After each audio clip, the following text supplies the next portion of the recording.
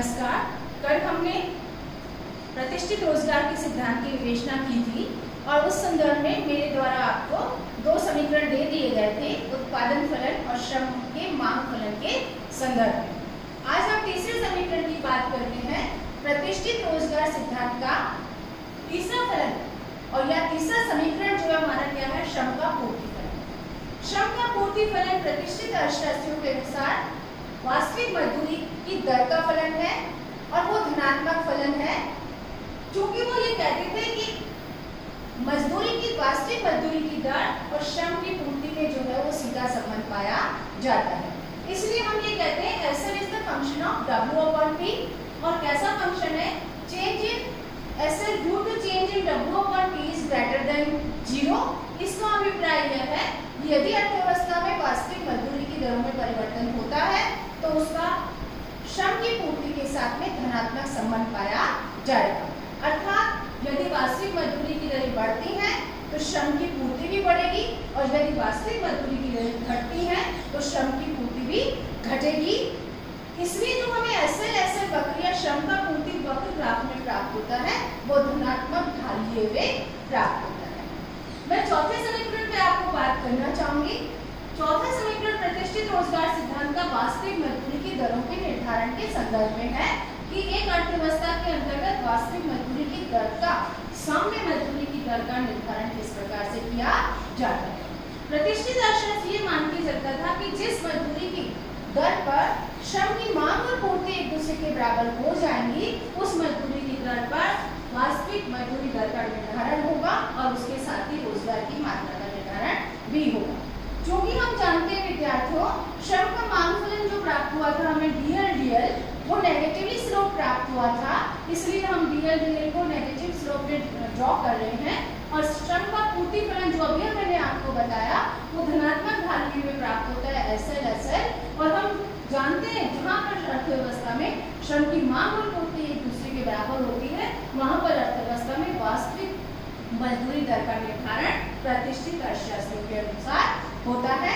और उस वास्तविक मजदूरी की दर पर अर्थव्यवस्था में जो रोजगार की मात्रा पाई जाती है वो N1 के बराबर पाई जाती है।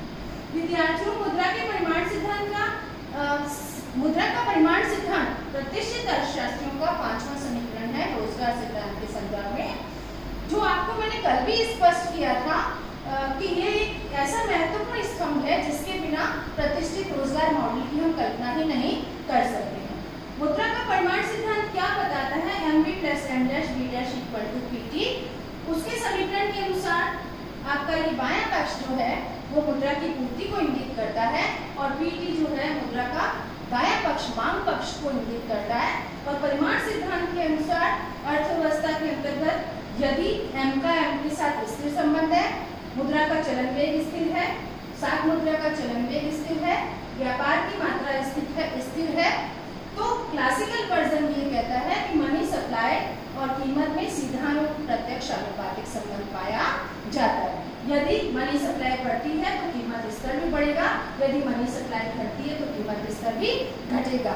इस प्रकार से विद्यार्थियों मैंने आपको स्पष्ट किया कि मुद्रा का परिमाण सिद्धांत किस बात की विवेचना करता है।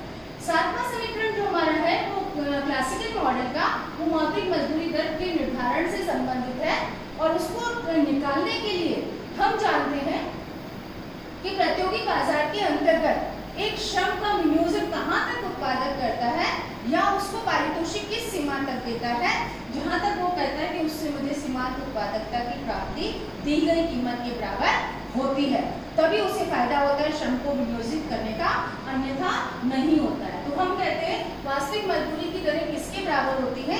Marginal physical product of labour, अर्थात श्रम की सीमांत उत्पादकता कितनी पाई जाती है। और इसी इक्वेशन से हम निकालते हैं तो मौद्रिक मजदूरी किसके बराबर प्राप्त होती है? श्रम की भौतिक उत्पादकता गुणा श्रम को जो हम भुगतान करते हैं। इस प्रकार हम मौद्रिक मजदूरी दर को प्रतिष्ठित अर्थशास्त्र के अंतर्गत ज्ञात कर सकते हैं।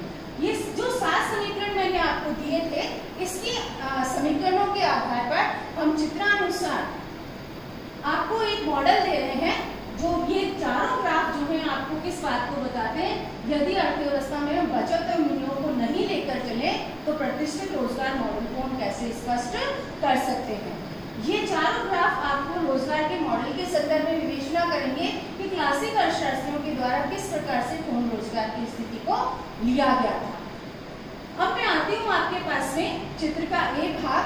चित्र के ए भाग के अंतर्गत हम ये कहते हैं कि DL हमारा जो है वो श्रम का मांग वक्र है, SL जो है वो हमारा श्रम का पूर्ति वक्र है। उपरोक्त समीकरणों में मैंने आपको स्पष्ट किया था कि ये ऋणात्मक ढाल लिए होगा और ये आपका SL वक्र धनात्मक ढाल लिए होगा। और प्रतिष्ठित रोजगार सिद्धांत मान के चलता था कि दीर्घकाल में जहाँ श्रम की मांग और श्रम की पूर्ति एक दूसरे के बराबर होगी वहाँ वास्तविक मजदूरी दर का निर्धारण हो जाएगा और उस निर्धारण की गई मजदूरी की दर पर अर्थव्यवस्था में जो पूर्ण रोजगार के उत्पादन, पूर्ण रोजगार का स्तर होगा वो ON1 होगा। वो ये कहते थे यही पूर्ण रोजगार का स्तर होगा और वास्तविक मजदूरी की दर अर्थव्यवस्था में W/P1 पाई जाएगी। इस मजदूरी की दर पर यदि लोग काम करने को तत्पर हैं तो प्रतिष्ठित अर्थशास्त्री के अनुसार अर्थव्यवस्था में दीर्घकालीन स्थिति में पूर्ण रोजगार पाया जाएगा। इसमें उन्होंने स्पष्ट करने का प्रयास किया कि अल्पकाल में हो सकता है वास्तविक मजदूरी की दरें ऊपर भी हो जाएं, जैसा मैंने आपको कल भी पूरा सिद्धांत स्पष्ट किया था, और अल्पकाल में वास्तविक मजदूरी की दरें नीचे भी आ जाएं, जिसके अंतर्गत उस समय के लिए अर्थव्यवस्था के अंतर्गत DL और SL में अंतर उत्पन्न हो जाएगा। यदि हम ये कल्पना करें कि वास्तविक मजदूरी की दरें बढ़ जाती हैं अर्थव्यवस्था में, तो ऐसी स्थिति में श्रम की मांग तो कम होगी और श्रम की पूर्ति अधिक मात्रा में पाई जाएगी और यह अर्थव्यवस्था के अंतर्गत बेरोजगारी की स्थिति को स्पष्ट करेगा। इसी प्रकार से यदि वास्तविक मजदूरी की दरें घट जाती हैं तो श्रम की पूर्ति कम होगी और श्रम की मांग अधिक मात्रा में पाई जाएगी, उन्हें असाम्य स्थापित हो जाएगा। तो प्रतिष्ठित अर्थशास्त्री मान के चलता था ये दोनों परिस्थितियां अल्पकालीन परिस्थितियां हैं। अर्थव्यवस्था में कुछ ऐसी शक्तियां क्रियाशील होंगी कि पुनः वास्तविक मजदूरी की दर पहुंच जाएंगे और मांग और पूर्ति एक दूसरे के बराबर हो जाएगी और अर्थव्यवस्था दीर्घकाल में पूर्ण रोजगार से विचलित नहीं होगी। इस प्रकार से जैसा कि मैंने आपको कल बहुत विस्तृत वे में समझाया था कि प्रतिष्ठित अर्थशास्त्री मान के ही नहीं चलता है कि अर्थव्यवस्था में दीर्घकाल में बेरोजगारी पाई जाएगी। उसी की विवेचना हमने इस चित्र के अंतर्गत की है। इसके अंतर्गत जब हम ये कहते हैं कि वास्तविक मजदूरी की दरें W/P1 है तो अर्थव्यवस्था में पूर्ण रोजगार का स्तर ON1 होगा और इस ON1 के अनुसार जो उत्पादन की मात्रा अर्थव्यवस्था में प्राप्त होगी वो कितनी होगी? OQ1 होगी। अल्पकालीन उत्पादन फलन की विवेचना मैंने आपको डिटेल में कल समझाई थी। उसी के अनुसार हम कहते हैं यदि रोजगार का स्तर अर्थव्यवस्था में ON1 पाया जाता है तो अर्थव्यवस्था में जो उत्पादन किया जाएगा वो कितना किया जाएगा? OQ1। तो चित्र का भी भाग आपको बताता है कि विभिन्न रोजगार के स्तरों पर उत्पादन की स्थिति आपके पास में अल्पकाल के अनुसार क्या पाई जाएगी, जिसमें हमने कहा कि the function of labour capital and technology, जहाँ पर हम KOT को स्थिर मान के चलते हैं। ये सब कुछ मैं आपको बता चुकी हूँ, इसलिए उत्पादन फलन हमारा अल्पकालीन हो जाता है और यहाँ पर श्रम की सीमांत उत्पादकता आपकी पॉजिटिव पाई जाती है। चित्र के C भाग में उसी Q1 उत्पादन को लेकर के हमने मुद्रा के परिमाण सिद्धांत की विवेचना की है, जो कि क्लासिकल वर्जन का महत्वपूर्ण स्तंभ है। MV1 आपको क्या बताता है? मुद्रा की पूर्ति को इंगित करता है या परिमाण सिद्धांत की विवेचना करता है। और MV के अनुसार Q1 यदि उत्पादन की मात्रा है तो अर्थव्यवस्था में कीमत स्तर हमें प्राप्त होती है P1, अर्थात जो वस्तु विक्रय की जाएगी वो उत्पादन से हम गुणा करें तो जो कुछ आंकड़ा हमें प्राप्त होता है वो MV के बराबर प्राप्त होगा। इसलिए आयताकार हाइपरबोला वक्र हमें MV वक्र प्राप्त होता है। चित्र का D भाग वास्तविक मजदूरी के निर्धारण एवं मौद्रिक एवं मजदूरी एवं कीमत के संबंधों की विवेचना करता है। यहाँ से हमने P1 को प्राप्त किया है और इस P1 के अकॉर्डिंग W/P1 मजदूरी की दरों के अनुसार जो अर्थव्यवस्था में हमें वक्र प्राप्त होगा W/P1 और इसके अनुसार मौद्रिक मजदूरी W1 निर्धारित होगी और कीमत स्तर P1 निर्धारित होगा। इस प्रकार ये चारों भाग जो हैं वो प्रतिष्ठित रोजगार के सिद्धांतों की विवेचना करते हैं, जिसको हम बचत एवं विनियोग रहित, जहाँ पे हम सेविंग को भी काउंट नहीं करें, इन्वेस्टमेंट को भी काउंट नहीं करें, बचत एवं विनियोग रहित प्रतिष्ठित मॉडल की विवेचना करते हैं। विद्यार्थियों, ये आपका प्रतिष्ठित रोजगार का सिद्धांत है जिसे कि देने का प्रयास क्लासिकल वर्जन के द्वारा किया गया था। इस संदर्भ में मैं आपका ध्यान आकृष्ट करना चाहूंगी कि यद्यपि क्लासिकल वर्जन या प्रतिष्ठित रोजगार का सिद्धांत एक महत्वपूर्ण सिद्धांत था, क्योंकि उन्होंने स्पष्ट करने का प्रयास किया कि अर्थव्यवस्था में पूर्ण रोजगार की प्राप्ति कैसे की जा सकती है, लेकिन इस सिद्धांत की अपनी बहुत बड़ी कमजोरियां थी, उसकी स्थिर मान्यता। तीसा की मंदी की स्थिति में सबसे कटु आलोचना जो की गई वो प्रोफेसर केन्स के द्वारा की गई। उन्होंने कहा कि जिस प्रकार का क्लासिकल वर्जन पूर्ण रोजगार की कल्पना वास्तविक मजदूरी की दरों की कटौती के आधार पर करना चाहता है, वो तीसा की मंदी में, महामंदी की स्थिति में बिल्कुल निरर्थक है और अर्थव्यवस्था में पूर्ण रोजगार लाने की बजाय अर्थव्यवस्था को अपूर्ण रोजगार की तरफ ले जाएंगे। उन्होंने कुछ प्रतिष्ठित रोजगार सिद्धांत की कुछ स्थिर मान्यताओं के कारण इस सिद्धांत की बहुत महत्वपूर्ण आलोचना की है। उन मान्यताओं को और उन आलोचनाओं को मैं एक एक बिंदु से आपको लेना चाहूंगी, स्पष्ट करना चाहूंगी। तो पहली आलोचना का बिंदु ये था कि मुद्रा का परिमाण सिद्धांत का लागू नहीं है।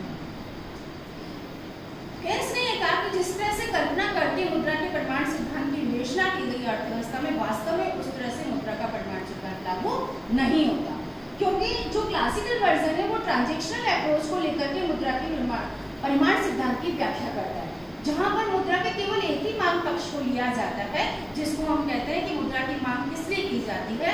क्लासिकल वर्जन कहता है सौदों के लिए, जबकि केन्स ये मान के चलते थे अर्थव्यवस्था में मुद्रा की मांग केवल सौदों के लिए भी नहीं की जाती, वरन लोगों के द्वारा अपने पास कैश जमा करने के लिए भी की जाती है और सट्टे के उद्देश्य के लिए भी की जाती है, जिसकी कि सिद्धांत में पूर्णतः अवहेलना की गई है। और उन्होंने कहा कि यह सिद्धांत जो है इसलिए उचित नहीं माना जा सकता। दूसरी आलोचना से के बाजार नियम को लेकर की गई है। जो से के बाजार नियम को हम पिलर मान के चलते हैं किसका, मुद्रा के क्लासिकल वर्जन का, रोजगार सिद्धांत का, वो अपने आप में भ्रांतिपूर्ण है। से का सिद्धांत ये कहता है कि पूर्ति अपनी मांग स्वतः निर्मित कर लेगी, लेकिन ऐसा नहीं होता है।